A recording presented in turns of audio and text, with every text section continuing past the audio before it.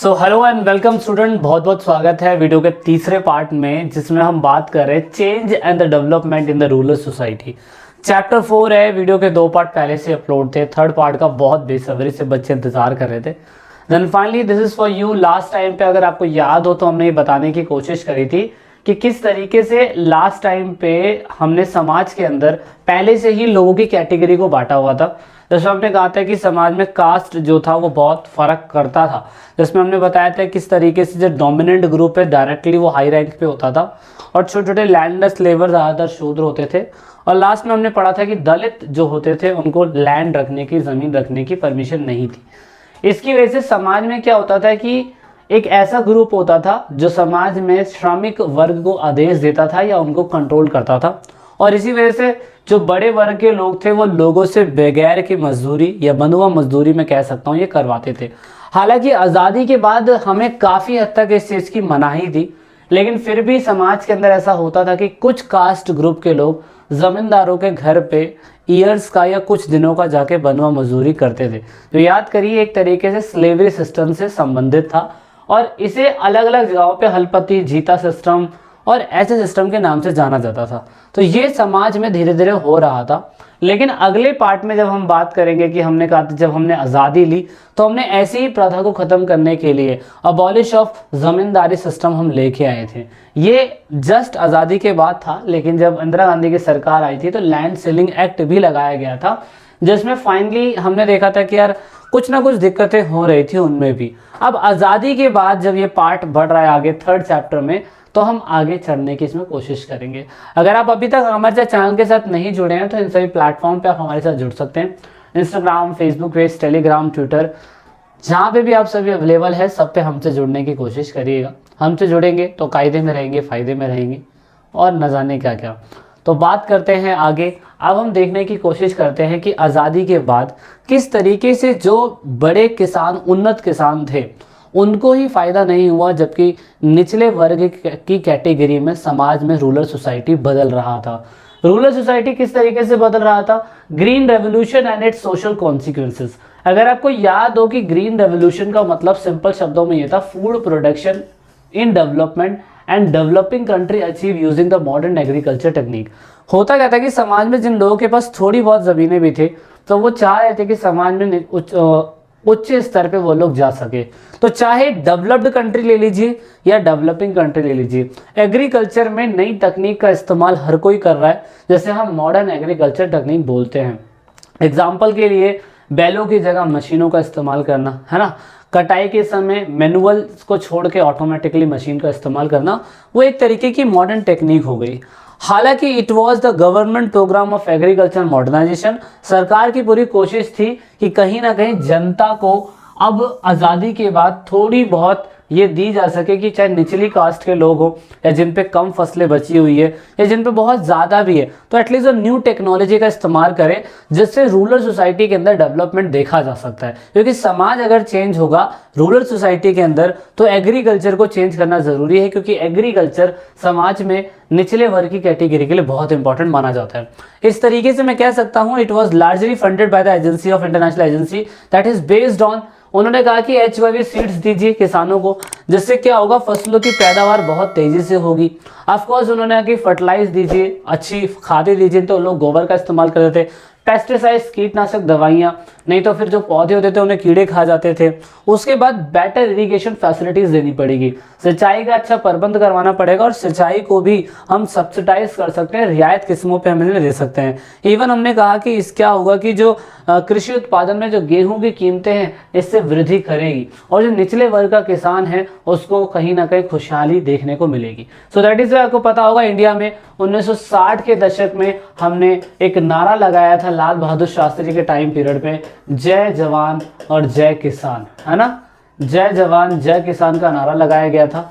और फिर आपको पता होगा कि MS स्वामीनाथन ने ग्रीन रेवोल्यूशन की शुरुआत करी। इसका मेन मकसद था कि फसलों की पैदावार में बढ़ोतरी करना, जिसमें हाई वैरायटी सीड्स का इस्तेमाल होगा, केमिकल फर्टिलाइजेशन होगा, इरिगेशन होगा, मल्टीपल क्रॉपिंग होगी, मॉडर्न मशीनरी होगी, क्रेडिट फैसिलिटीज होगी, एग्रीकल्चर रिसर्च उसमें होंगे, प्लांटेशन प्रोटेक्शन होगा, रूरल के अंदर इलेक्ट्रिसिटी होगा, सॉइल की टेस्टिंग होगी, कंजर्वेशन होगा। सारी बातें उस टाइम पीरियड पे 1960 के 70 के दशक में MS स्वामीनाथन जो थे उनके फाउंडर माने जाते हैं ग्रीन रेवोल्यूशन के, इन्होंने शुरुआत करी।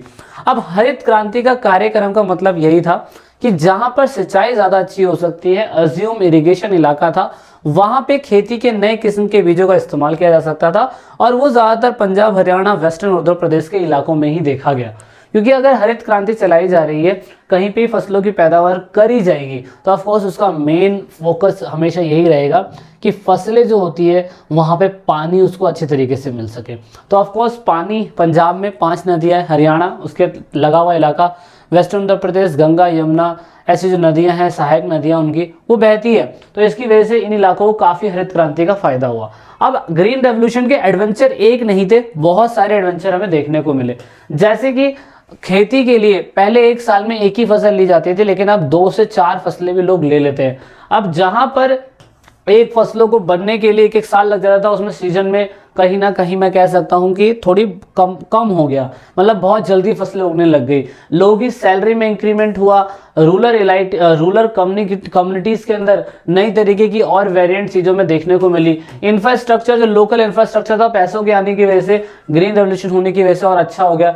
एम्प्लॉयमेंट थोड़ा सा जनरेट होने लग गया। एग्रीकल्चर की प्रोडक्टिविटी जो थी नई टेक्नोलॉजी पे डिपेंड होने लग गई, तो ऑफकोर्स उससे फूड ग्रेन जो था बढ़ने लग गया। तो न्यू टेक्नोलॉजी तो बनेगी, तो उससे फूड ग्रेन बनेगा।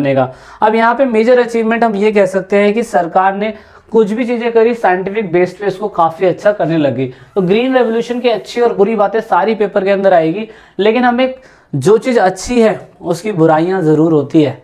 तो ग्रीन रेवोल्यूशन की बातें अच्छी नहीं थी, बुरी भी थी। हाई अमाउंट में फर्टिलाइजेशन और पेस्टिसाइड्स का इस्तेमाल करने की वजह से जो प्रोडक्शन था ना, उसको ऑप्टिमाइज नहीं किया जा सकता।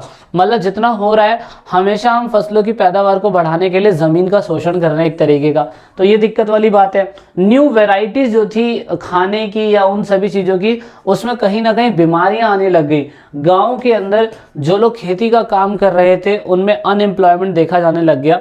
सिर्फ सीजन के टाइम पीरियड पे काम मिलता था, उसके अलावा कोई काम नहीं मिलता था। रूरल सोसाइटी के अंदर इनइक्वालिटी आने लग गई। रिच फार्मर और रिच होते चले गए और पुअर फार्मर और पुअर होते चले गए।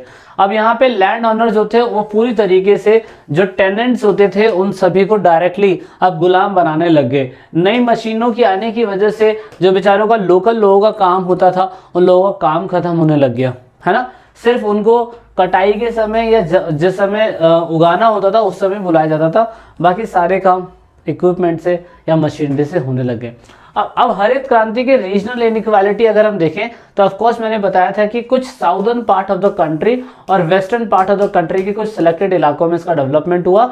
जैसे कि मैं कह सकता हूँ बिहार के अंदर, ईस्टर्न यूपी, तेलंगाना, ये तेलंगाना वाले इलाके जो थे ये अंडर डेवलप रह गए। मतलब साउथ के इलाकों पे ज्यादा फोकस नहीं करा गया एग्रीकल्चर में जिस समय ग्रीन रेवोल्यूशन हुआ था, पर ये इधर के इलाकों में ज्यादा फोकस करा गया और इधर के इलाकों में ज्यादा डेवलपमेंट हुआ। तो ये कहीं ना कहीं मैं कह सकता हूँ ग्रीन रेवोल्यूशन की कहीं ना कहीं क्या है, एक गलत बात भी हो सकती है ना। तो इसी वजह से आर्टिशंस के बीच में और लोअर क्लास और पावरफुल क्लासों के बीच में डिफरेंशिएशन देखा जाने लग गया समाज के अंदर बहुत ज्यादा। इसकी वजह से ट्रांसफॉर्म हुआ रूरल सोसाइटी आफ्टर इंडिपेंडेंट देखें तो लोगों को समाज में एग्रीकल्चर काफ़ी अच्छा लगने लग गया। कल्टीवेशन जैसी चीज़ें बहुत अच्छी हो गई, खेती बहुत तेज़ी से होने लग गई। लेकिन लोगों को ये समझ में आया कि जो अनाज पहले हम अनाज से बेच के खरीद के जो चीज़ें हम ले लेते थे, अब वो चीज़ें अनाज की जगहों पे कैश में तब्दील हो गई। ये रूरल सोसाइटी में बदलाव हमें देखने को मिला। जो बेगैर की मजदूरी होती थी वो बंद हो गई, क्योंकि अगर आप देखिए कि हायरार्की सिस्टम हुआ करता था। हायरार्की रिलेशनशिप मतलब मैंने अभी बताया था कर्नाटका, उत्तर प्रदेश से कुछ ऐसे इलाकों के अंदर होता था कि अगर एक फैमिली का बाप किसी के घर में गुलाम है तो उसके उसका बच्चा भी काम करता था। तो वो सिस्टम समाज में खत्म हुआ, क्योंकि जब कैश आ गया ना, जब लोगों के पास कैश आ गया तो लोगों ने फ्री वेजेस सिस्टम जो था वो खत्म कर दिया। इसी वजह से बंधुआ मजदूरी काफी हद तक समाज के अंदर आफ्टर इंडिपेंडेंस 70 और 80 के दशक में मैं बोलूं तो काफी कम होने लग गया था। और इसके अंदर क्या होता था, डोमिनेंट ग्रुप जो होता था लो कास्ट के ऊपर थोड़ा बहुत अपना क्या कहते हैं डोमिनेट करता था ना, तो वो नेचर चेंज होने लग गया। इसको किसको क्या नाम है, इनका नाम जैन ब्राह्मण ने इसको संरक्षण से शोषण ये चीज इन्होंने बताया। ये पेपर के अंदर आएगा 1 मार्क्स का कि इस व्यवस्था को, इस स्थिति को क्या कहा गया। एमसीएम में पढ़ने वाले सोशलॉजिस्ट उन्होंने इसको बनाया पूरी तरीके से संरक्षण से शोषण, जैसे यानी पार्टनेज टू एक्सप्लोटेशन, ये बोला गया। अब जैसे जैसे कल्टीवेशन बढ़ता चला गया तो समाज के अंदर, रूरल सोसाइटी के अंदर कमर्शलाइजेशन आने लग गया और इकोनॉमिक और ज़्यादा वाइडर होने लग गई। जो लोग एग्रीकल्चर की व्यवस्थाओं में काम करते थे उन लोगों ने और ज़्यादा पैसे का फ्लो होते हुए अपने समाज में देखा, गांव के अंदर देखा, तो उनको दूसरे बिजनेस और एम्प्लॉयमेंट करने का उनके दिमाग में ख्यालात आने लग गए। तो इसी वजह से नई, मैं कह सकता हूँ, कल्टीवेशन के नए मेथड आ गए। लोगों ने कहा कि यार बैलों की जगह पे हम अच्छी अच्छी तकनीक का इस्तेमाल कर सकते हैं, इरिगेशन फैसिलिटीज़, रोड, इलेक्ट्रिसिटी। जब ये रूरल सोसाइटी के अंदर डेवलप होने लग गया तो निम्न से निम्न किसान भी उन्नत होने लग गया, है ना, और सोसाइटी काफ़ी हद तक चेंज होने लग गई। और एग्रीकल्चर डेवलपमेंट होने के बाद समाज में दूसरे और काम भी आने लग गए जो वो पहले किया करते थे। यानी कि 1960 और 70 के दशक में फार्मर जो थे उन्होंने नई टेक्निक को अपनाया और दूसरे और ऑप्शंस उनके पास आने लग गए। और इसकी वजह से coastal Andhra Pradesh, western Uttar Pradesh, central Gujarat, इधर के जो फार्मर्स थे काफ़ी अच्छी तरीके से अपना जीवन गुजर बसर करने लग गए। And dominant caste begin to invest their profit from agriculture into different type of the ventures. मतलब जो साहूकार या बड़े किस्म के जो गाँव के अंदर व्यापारी, मतलब मैं कह सकता हूँ किसान थे, वो अपने पैसों को एग्रीकल्चर के अलावा दूसरे और कामों के अंदर इन्वेस्ट करने लग गए, जैसे कि उधार पे देना चीज़ों को, या दूसरे नए बिजनेस होते हैं, मुर्गी पालन है, मत्स्य पालन है। एग्रीकल्चर के अलावा नए बिजनेस के अंदर भी लोगों ने क्या कहते हैं अपना इंटरफेरेंस या अपना इंटरेस्ट दिखाना चालू करा। और इसकी वजह से समाज में मैं कह सकता हूँ नई उद्यमी समूह जो है, एंटरप्रेन्योरशिप ग्रुप जो है, वो निकल के सामने आया। इसकी वजह से किसान जो नॉर्मल एग्रीकल्चर का प्रोडक्शन करता था अब वो सेकेंडरी एक्टिविटी की तरफ बढ़ने लग गया। जो उन्नत किस्म के किसान थे उनके साथ ऐसे होने लग गया। और जो किसान समृद्ध होता चला गया तो वो अपने समाज को छोड़ के नए और जगहों पे डेवलप होने लग गया। फिर उनका गांव के अंदर पॉलिटिकल डोमिनेंट होने लग गया और उनका पकड़ धीरे धीरे और अच्छा बनता चला गया। तो इस तरीके से समाज ऐसे परिवर्तित हो रहा था। वीडियो के अगले पार्ट में, लास्ट पार्ट में और डीपली समझने की कोशिश करेंगे कि और क्या चीज़ें हुई है। ठीक है, सो जय हिंद, जय भारत। वीडियो अच्छी लगी है तो लाइक, शेयर, सब्सक्राइब और जल्दी वीडियो के अगले पार्ट में मिलेंगे। This is it in this video.